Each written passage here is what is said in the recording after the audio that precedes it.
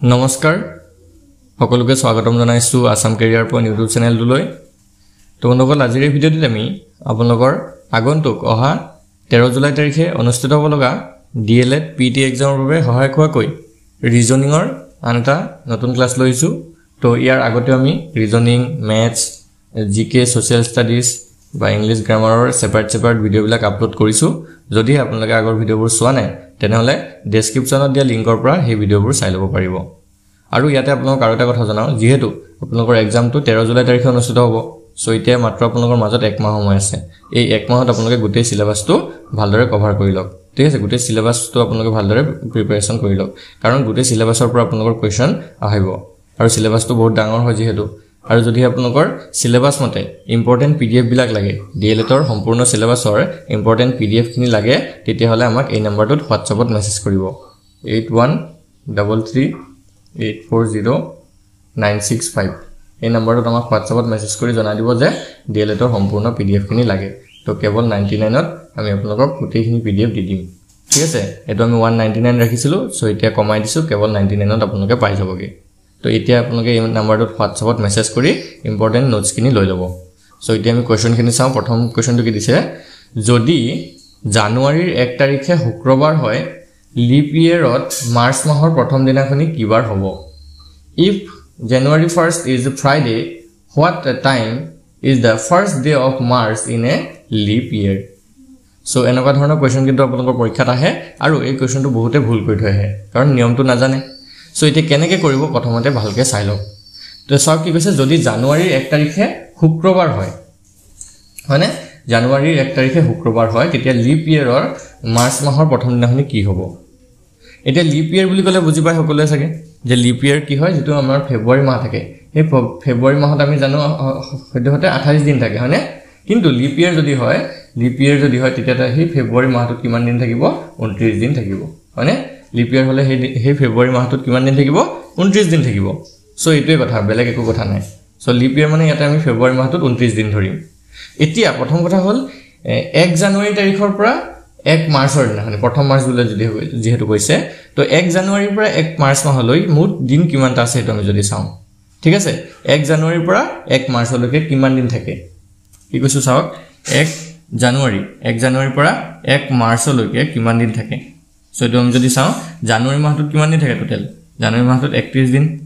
ফেব্ৰুৱাৰী মাহটো কলুৱে লিপ ইয়াৰ থাকাৰ কাৰণে 29 দিন আৰু মাৰ্চৰ 1 দিন ধৰিব লাগিব মাৰ্চৰ কিমান দিন 1 দিন ধৰিম সো এই গুটেকিটা যদি যোগ কৰি দিয়ে 31 29 আৰু 1 তো এটো হৈ যাবগে 61 দিন কিমান হবগে 61 মানে 61 দিন হ'ব টোটাল আমাৰ কিমান দিন হ'ব 61 দিন মানে 1 জানুৱাৰীৰ পৰা 1 মাৰ্চলৈকে হবগে কিমান 61 দিন ভালকে চাব এই 61 দিনটোৱে আমাৰ আনসাৰটো ওলাবগে ইয়াৰ পৰা হল 61 দিন এতিয়া এটা ভালকে চাব যেহেতু আমি কিমান পালো 61 দিন পালো 1 জানুৱাৰীৰ পৰা 1 মাৰ্চলৈকে এতিয়া হদিছে যে 1 জানুৱাৰীত যদি শুক্ৰবাৰ হয় তেতিয়া চাব 1 জানুৱাৰীত যদি শুক্ৰবাৰ হয় 61 দিন পিছত আমি কি বাৰ হ'ব এটো উলিয়াব লাগিব মানে 61 দিন পিছত কি বাৰ হ'ব সো কেনেকৈ উলিয়া চাওক 61 ক হাতেৰে হৰণ কৰি দিয়ক কেলে হাতেৰে হৰণ কৰিব লাগে মই আগৰ ক্লাছটোত কৈছিলো যে যেহেতু সপ্তাহটোত 7 দিন থাকে সো হাতেৰে হৰণ কৰো সো 61 ক যদি হাতেৰে হৰণ কৰি দিয়ে আমি কিমান পাওঁ চাওক হাতেৰে যদি হৰণ কৰো 7 8 গুণ হয়গে 56 মানে এটো বাকি থাকিলে তেতিয়া 5 দিন মানে বাকি থাকিলে কিমান 5 এতিয়া শুক্ৰবাৰ যদিহে বাকি এটা চাওক দে মই তো এনে লিখিছো শুক্ৰবাৰ মানে শুক্ৰবাৰ যদি ওলাব লগা হলতেন যদি 0 ওলালেহেতেন বাকিটো ভাগ একটো জৰিৰে 0 ওলালেহেতেন তেতিয়া শুক্ৰবাৰে হলতেন যদি ভাগ একটো 1 ওলালেহেতেন তেতিয়া শুক্ৰবাৰৰ পিছৰ দিনাখনিটো কি হয় হেতু হ'ব হলতেন যদি শুক্ৰবাৰৰ ভাগ একটো 1 ওলালেহেতেন তেতিয়া শুক্ৰবাৰৰ পিছত কি হয় শনিবাৰ এটো শনিবাৰ হলতেন যদি ভাগ এক 2 ওলালেহেতেন তেতিয়া দেওবাৰ হলতেন হয়নে যদি ভাগ এক 3 ওলালেহেতেন তেতিয়া সোমবাৰ হলতেন বুজি পাইছে যদি ভাগ এক 4 ওলালেহেতেন তেতিয়া মঙ্গলবাৰ হলতেন এতিয়া যেহেতু ভাগ এক 5 ওলাইছে তো কি বাৰ হ'ব মঙ্গলবাৰ পিছত কি বাৰ হ'ব বুধবাৰ হয় মানে সো আমাৰ আনসাৰটো ওলাই যাবগে বুধবাৰ অপচন বি টো হ'ব কাৰেক্ট আনসাৰ অপচন বি টো হৈ গল কাৰেক্ট আনসাৰ সকলে বুজি পাইছে তো ভাগ হেক্টৰ লগত ভাগ হেক্টৰহে মেটাৰ কৰে আমাৰ কি বাৰ হ'বগে শূন্য যদি থাকিলেতেন তেতিয়া শুক্ৰবাৰে হলতেন 1 থাকিলে শনিবাৰ হলতেন 2 থাকিলে দেওবাৰ 3 থাকিলে সোমবাৰ 4 থাকিলে মঙ্গলবাৰ আৰু 5 যেহেতু ওলাইছে সো এটো বুধবাৰ হ'ব সকলে বুজি পাইছে ক্লিয়াৰ হৈছে নেক্সট কোৱেশ্চন নেক্সট প্লে একবাৰ হু কি কৈছে if it was Wednesday before yesterday when will be the Sunday যে যদি যোৱাকালিৰ আগৰ দিনা বুধবাৰ আছিল তেনেহলে দেওবাৰ কেতিয়া হ'ব কি কৈছে ভালকে চাও যোৱাকালিৰ আগৰ দিনা বুধবাৰ আছিল এটা কথা ভালকে চাও যোৱাকালিৰ আগৰ দিনা বুধবাৰ আছিল বুধবাৰ কিবাৰে কেতিয়া আছিল যোৱাকালিৰ আগৰ দিনা হয়নে যোৱাকালিৰ আগৰ দিনা হয়নে নহয় এতিয়া যোৱাকালি কিবাৰ আছিল তেতিয়া বুধবাৰৰ পিছত কিবাৰ হয় বৃহস্পতিবাৰ যোৱাকালি কিবাৰ আছিল এটো চাব দেই যোৱাকালি কিবাৰ আছিল বৃহস্পতিবাৰ হয়নে নহয় তো আজি কিবাৰ হয় আজি শুক্ৰবাৰ হয়নে নহয় আজি কিবাৰ হয় শুক্ৰবাৰ তো কাইলে কিবাৰ হ'ব শনিবাৰ কাইলৈ কিবাৰ হ'ব শনিবাৰ আৰু দেওবাৰ কেতিয়া হ'ব তেতিয়া পৰহি হ'ব হয় নহয় পৰহি কিবাৰ হ'বগে দেওবাৰ হ'ব আমাক এতে হৈছে দেওবাৰ কেতিয়া হ'ব সো পৰহিলৈ অপচন সি টো হ'ব কাৰেক্ট আনসাৰ একদম ইজি হয় নে খালি অলপ ভালদৰে ধ্যান দিব এনেকুৱা ধৰণৰ কোৱেশ্চনবিলাক কৰিবলৈ খুব ইন্টাৰেষ্টিং হয় সো ইন্টাৰেষ্টিংত কিন্তু ভুল কৰি থৈ নাহিব যাতে হল ক্লিয়াৰ হৈছে নেক্সট কোৱেশ্চনটো চাও কি কৈছে চাওক জেব্ৰা শব্দটো বৰ্ণমালাৰ অনুক্ৰমত লিখিলে নতুন হজ্জাটোৰ প্ৰথম আৰু শেষৰ আখৰ দুটাৰ বৰ্ণমালাৰ ক্ৰম অনুযায়ী কিমান কিমান নম্বৰত পৰিব if the word zebra is written in alphabetical order how many number will the first and last two letters of the new arrangement fall in alphabetical order so zebra যে wordটো আছে হেতুক যদি আমি alphabetical order সজাও মানে a to আগত বহুৱাব লাগিব তাৰ পিছত যদি b আছে b বহুৱাম তাৰ পিছত যদি c আছে c বহুৱাম নহলে d বহুৱাম নহলে e বহুৱাম so এনেকে যদি আমি alphabetical order সজাও কি হ'ব চাওক z e b r a মানে জেব্ৰা আছে সো ইয়াতে প্ৰথমটো আহিব a তাৰ পিছত আহিব b তাৰ পিছত c d নাই তাৰ পিছত e তেনেকে তাৰ পিছত আহিব r আৰু লাষ্টত আহিব z a b e r z হ'ব সো এতিয়া হতিছে যে প্ৰথমটো আৰু লাষ্টৰটোৰ alphabetical orderটো কি হয় সো a টো কেই নম্বৰত আহে 1 নম্বৰত আহে আৰু z টো কেই নম্বৰত আহে 26 নম্বৰত আহে তো 1,26 এটো হৈ যাব আমাৰ আনসাৰ কি হ'ব 1,26 কোনটো অপচন আছে অপচন a আছে অপচন a টো হ'ব শুদ্ধ উত্তৰ সকলে বুজি পাইছে চাগে ক্লিয়াৰ হৈছে চাগে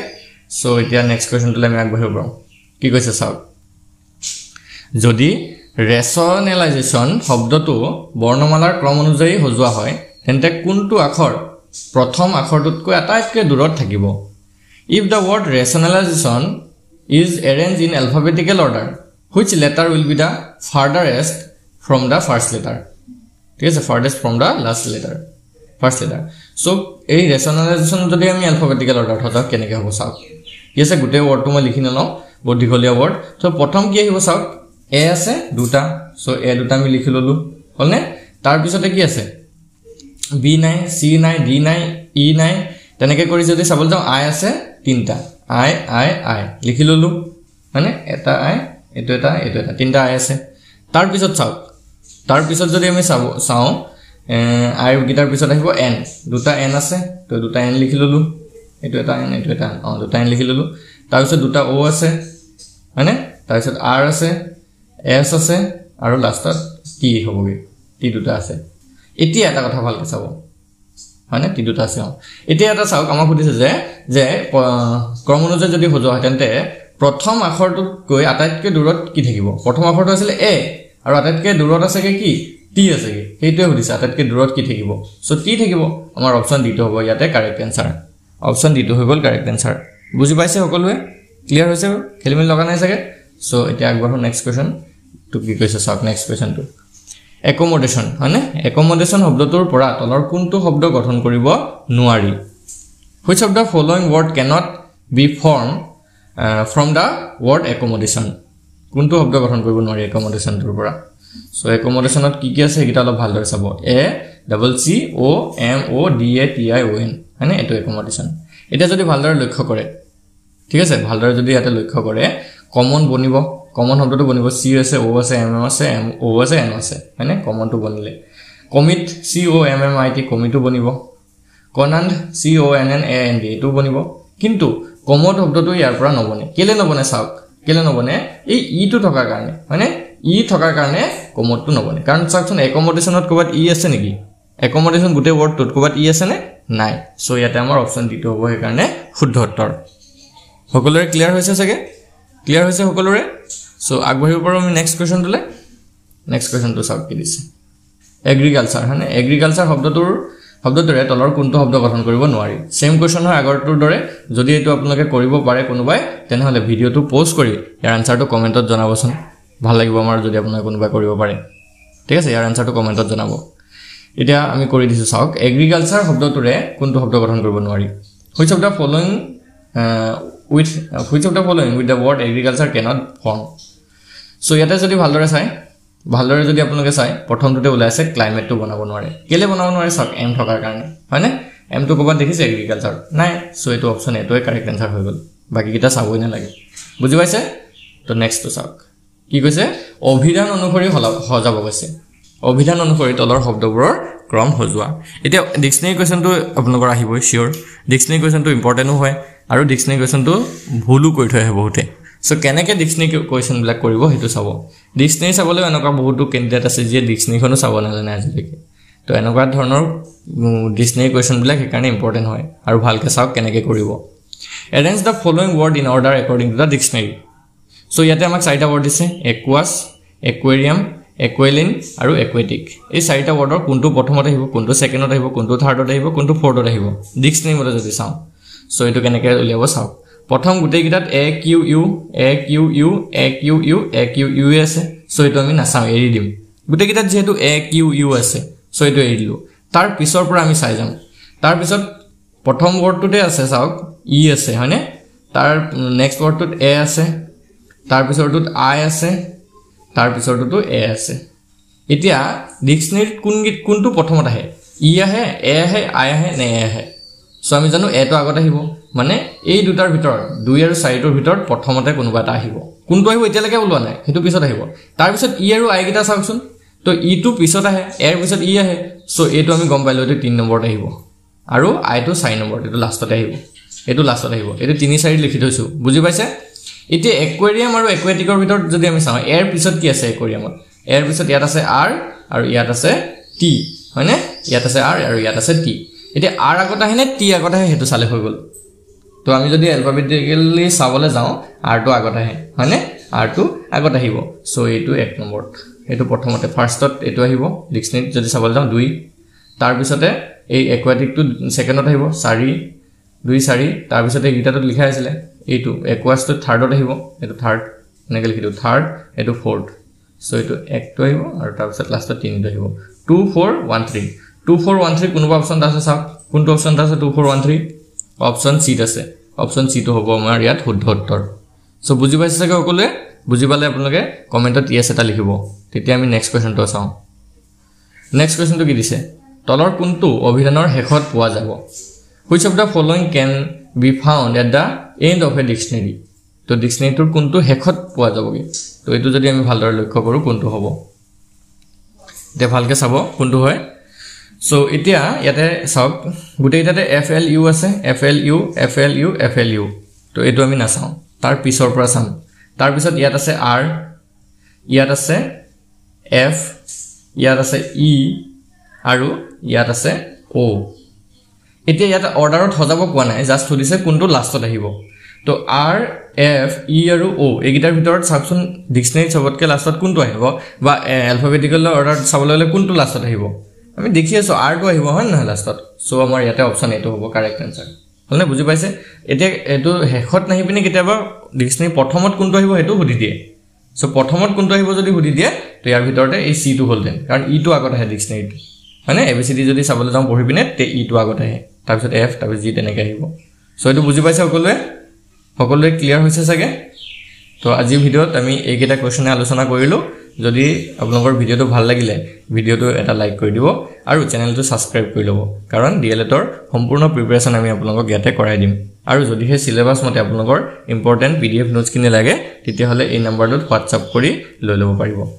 8133840965 এই নম্বৰটোত আমাক WhatsAppত মেছেজ কৰিব আৰু মেছেজ কৰি কেৱল মাত্ৰ আপোনালোকে 99 পে কৰিলে আমি আপোনালোকক গোটেই সাবজেক্টৰ অৰ্থাৎ সিলেবাস অনুসৰি যিমানবোৰ সাবজেক্ট আহে তাৰে আমি PDF বিলাক দি দিম ধন্যবাদ